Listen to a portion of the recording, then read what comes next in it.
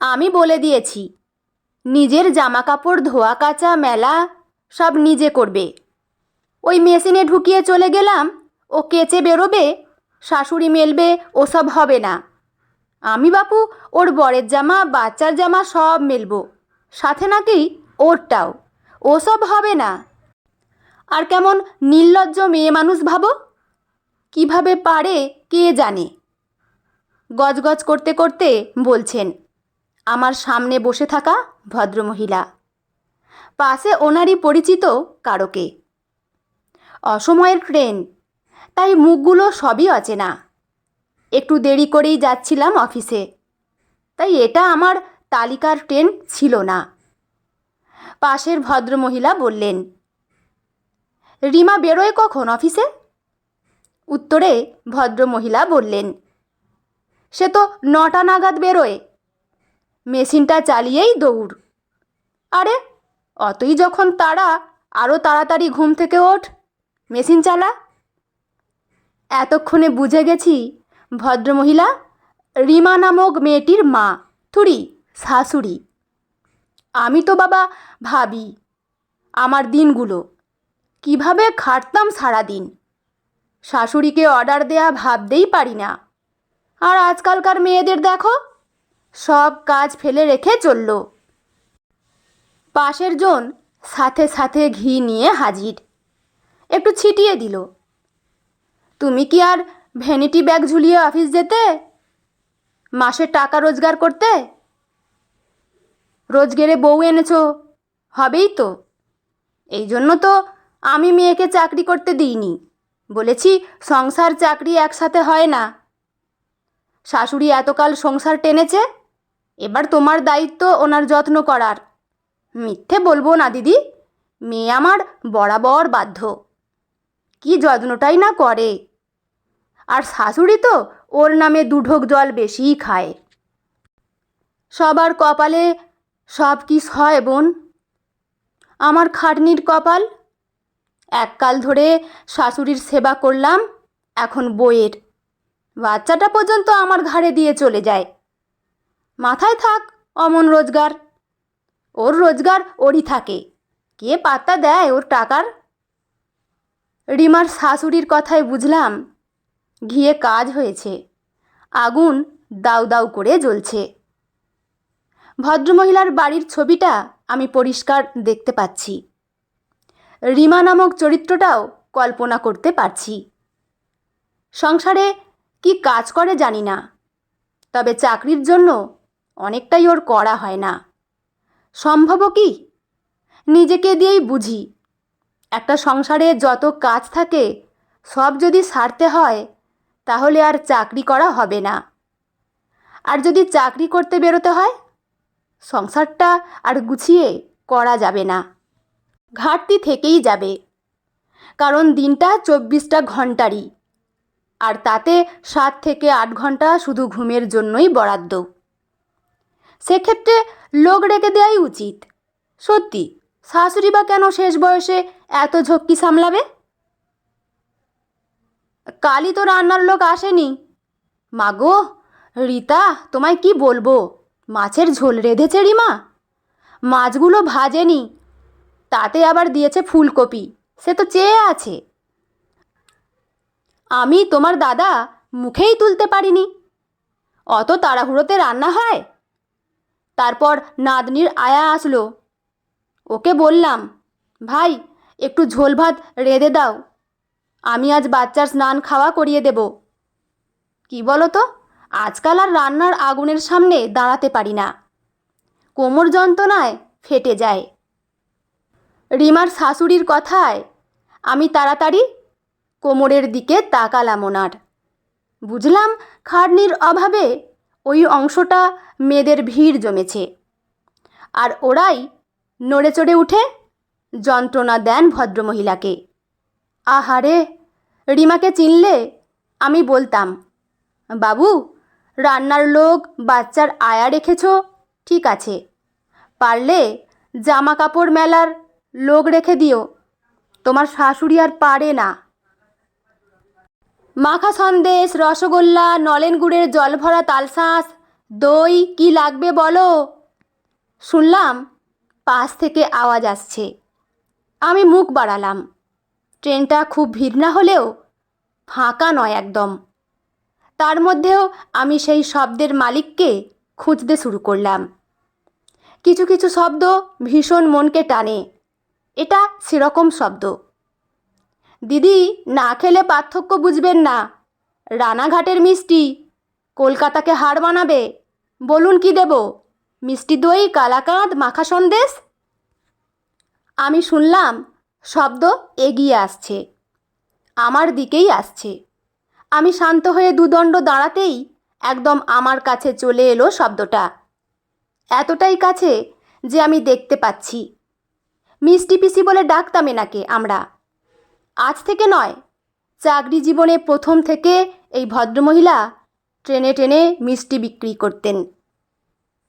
টিনের বাক্স করে করে কত রকমের মিষ্টি আনতেন। মনে আছে, আমি জিজ্ঞেস করেছিলাম, পিসি তোমার হাতে ব্যথা করে না? টেনে টেনে মিষ্টি আনো। তখন এই পিসিই বলেছিলেন, হাত ব্যথা সহ্য করা যায় রে মা, কিন্তু পেটের জ্বালা করা যায় না। তখন বয়সের ভার এতটাও ছিল না আমার, আর বাস্তব দেখার চোখও ছিল না, তাই কথাটার গুরুত্ব বুঝিনি। কিন্তু আজ মিষ্টি পিসিকে দেখে ওই কথাটাই প্রথম মনে পড়ল। আজ এসব কথার ভার বুঝি। ভালো আছো? মিষ্টি পিসি এদিকে তাকাতেই আমি বললাম। উনি তাকালেন। হয়তো মুখটা চেনা লাগছে, কিন্তু বুঝতে পারছে না বোধহয়। আমি বললাম, ওই যে লেডিস স্পেশালের সেকেন্ড বগি। মিষ্টি পিসির এবার সারা মুখ জুড়ে ছড়িয়ে গেল মিষ্টি হাসি। ভালো আছিস মা? কোন ট্রেনে যাস এখন? আমি বললাম, হ্যাঁ পিসি, ভালো আছি। ট্রেন বলতে এখন ব্যারাকপুর লোকাল বা নৈহাটি। পিসেমশাই ভালো আছে তো? আজ থেকে বছর চার আগে পিসির সাথে যখন আলাপ হয় ওই লেডিস স্পেশাল, সারা ট্রেন মিষ্টি বিক্রি করে এসে আগারপাড়া থেকে আমাদের বগিতে উঠতেন। অনেক গল্প হতো আমাদের সাথে, আর চলতো মিষ্টি খাওয়া আর কেনা। তখনই শুনেছিলাম পিসির বরের অ্যাক্সিডেন্ট হয়েছিল। রানাঘাটে কোনো এক মিষ্টির দোকানে ময়রা ছিলেন উনি। অ্যাক্সিডেন্ট হওয়ার পর ওই দোকান থেকে মিষ্টি কিনে এনে পিসি এভাবে ট্রেনে বিক্রি করেন, আর এটাই সংসারের একমাত্র আয়। মিষ্টি পিসি বললেন, পিসেমশাই একদম শোয়ারে মা, আর পারে না।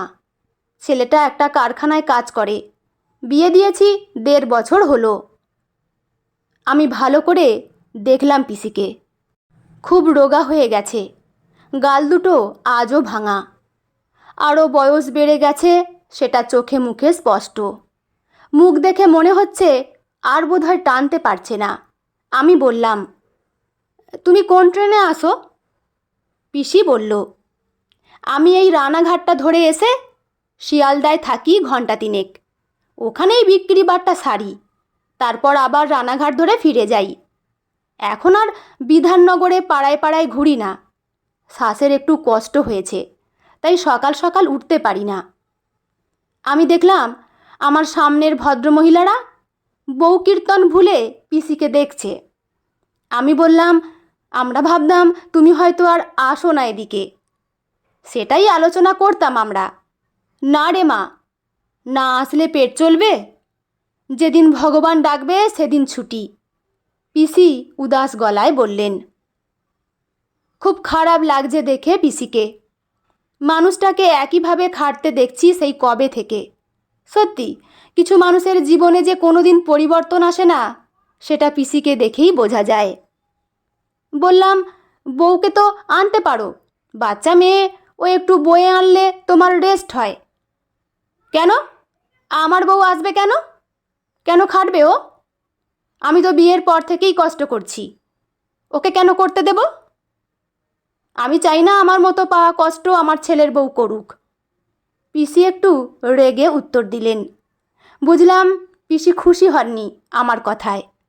হয়তো আমার কথাটা ওনাকে কোনোভাবে আঘাত করেছে। আমি নিজেকে সামলে নিয়ে বললাম, না গো, সেটা বলিনি। তোমাকে আসলে খুব রুগ্ন লাগছে, একটু বিশ্রামের দরকার। পিসি বোধহয় আমার উদ্দেশ্য বুঝেছেন, তাই বললেন, আমার কি মনে হয় জানিস, ঝড়টা যার ওপর দিয়ে যাচ্ছে তার ওপর দিয়েই যাক। ও ছোট্ট মেয়ে এত তাড়াতাড়ি ঝড়ে নুয়ে পড়লে আমার মতো কুঁজো হয়ে যাবে। আমার বউটা বড্ড সোনা হয়েছে, যা দিই তাই খেয়ে নেয়। আমি অবাক হয়ে যাচ্ছি পিসির কথা বলার ধরনে। শুনেছি শাশুড়ি নাকি এমনই হয়, যেটা একটু আগে আমি দেখলাম। এখনও যিনি আমার সামনে বসে আছেন, বউয়ের জামাগুলো মেশিন থেকে বের করে মেলতে হয় বলে কোমর টনটন করে।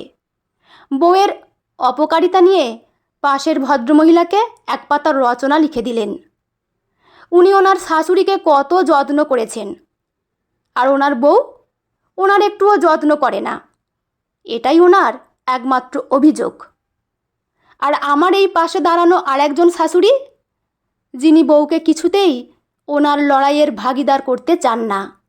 ওনার মতো কষ্ট যেন ওনার বৌমাকে না করতে হয়, এটাই ওনার কাম্য। আসলে শাশুড়ি নামটায় সমস্যা নেই, সমস্যা মানসিকতার। একই ভূমিকার দুজন মানুষ দুরকম ভাবনার, তাই দৃষ্টিভঙ্গি আর আচরণেও কত পার্থক্য। আমি দেখলাম ওই ভদ্রমহিলাও পিসিকে দেখছে, হয়তো আজ থেকে উনিও বদলে যাবেন। কিছু দেব রে মা তোকে?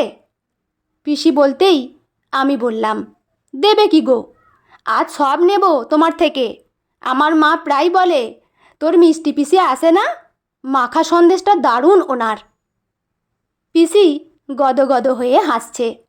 আমি বললাম, মাখা সন্দেশ, গুড়ের দই আর কালাকাঁদ, ও হ্যাঁ, গুড়ের সন্দেশ দাও আমায়। আমার অর্ডার শুনে আশেপাশের অনেকেই এবার অর্ডার দিতে শুরু করেছে। দেখলাম সামনের ভদ্রমহিলা নড়ে চড়ে বসে বললেন, আমাকে 200 মাখা সন্দেশ দিও তো। তারপর পাশের ভদ্রমহিলাকে বললেন, রিমা আবার ঘর বুক করেছে মায়াপুরের, কাল সকালে বেরোনো, একটু মাখা সন্দেশ থাকলে গাড়িতে খেতে পারবো। ও টুকটাক ঘোরায় বলে একটু ঘোরা হয় আমাদের। অবাক হয়ে তাকালাম আমি। দেখলাম পাশের ভদ্রমহিলাও অবাক। এতক্ষণ ধরে রিমার কীর্তন করছেন উনি। একবারও বলেনি যে রিমা ঘোরাতে নিয়ে যায়, অথচ এক লহমায় কেমন বদলে গেলেন। একেই মনে হয় বলে, সৎসঙ্গে স্বর্গবাস। কখনো পিঙ্গল, কখনো সবুজ, কখনো বুঝিয়ার, কখন অবুঝ। হৃদয় দিলে যার হৃদয় মেলে, হৃদয়ে যাবে সে কাল পথে ফেলে। গোলক ধাঁধারে ভাই, তাই লেগেছে তাক, এই দুনিয়া ঘোরে বন বন বন বন বন বন। ছন্দে ছন্দে কত রং বদলায়, রং বদলায়। দেখলাম এক বৃদ্ধ খালি গলায় গাইছেন, চেনা মুখ, ভিক্ষা করছেন বলাই ভালো। যদিও আমি এটাকে ভিক্ষা বলি না, নিজের গুণের মান পাওয়া বলি। উনি গেয়ে যান, টাকা চান না, যে খুশি হয়ে যা দেয়। আজ আমি ওনাকে ওনার গানের জন্য মাখা সন্দেশ খাওয়াবো। এত সুন্দর একটা গান এরকম একটা মুহূর্তে খুব দরকার ছিল। তাই আজ ওনাকে মিষ্টি মুখ করব মিষ্টি পিসির মিষ্টি মাখা সন্দেশ দিয়ে, তবেই না সবটা মিষ্টি হবে। বন্ধুরা, ঘটনাটি এখানেই সমাপ্ত। আমার তো ভীষণ ভালো লেগেছে। সত্যি ট্রেনে উঠলে এরকম ঘটনা, এরকম কথাবার্তা আমাদের কানে আসে। তবে যিনি লিখেছেন তার নাম হলো অনিন্দিতা দাস, পাঠে আমি রিমি। দেখা হচ্ছে অন্য কোনো গল্প বা ঘটনা নিয়ে। আপনাদের কেমন লাগলো অবশ্যই কিন্তু কমেন্ট করে জানাবেন।